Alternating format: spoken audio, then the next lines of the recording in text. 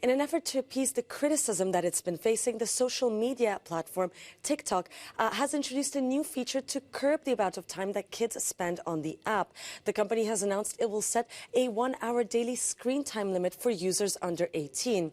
And TikTok's head of trust and safety said in a blog post on Wednesday that if the 60-minute limit is reached, teens will be prompted to enter a passcode in order to continue watching, requiring them to make an active decision to extend that time. And for users under the age of 13, a parent or guardian will have to enter a passcode to allow 30 minutes of extra viewing time once the initial 1-hour limit has passed. TikTok has been under fire for its highly addictive algorithm, and child psychologists and activists even liken the app to crack cocaine.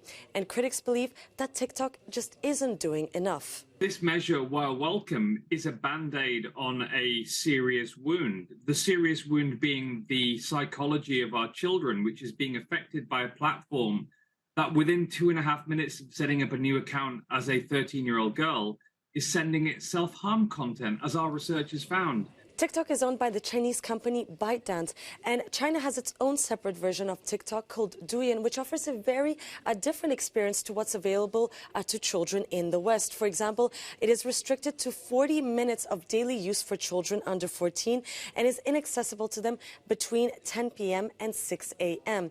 For Imran Ahmed, this should send a warning signal to legislators in the West. It sends a message to us. China knows that it's exporting a dangerous platform. It knows that its algorithms can cause harm to children. It chooses to do so. And of course, we're the suckers because our politicians aren't doing anything to protect us. So if you're a parent or guardian, what should you do to protect your children online?